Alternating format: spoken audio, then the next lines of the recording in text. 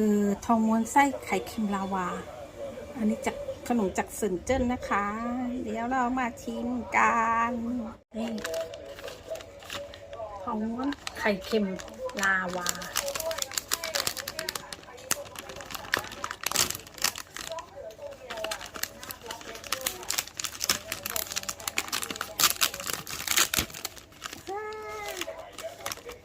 มีแค่2 อันเท่านี้นะคะ1 ซองต่อ1 ซองแต่ว่ากล่องนึงเขามี10 อันนะ ชิม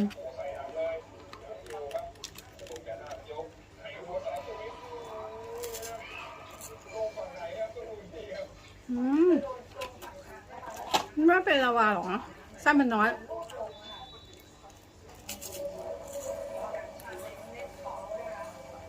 จะถามว่าอร่อยไหมอร่อย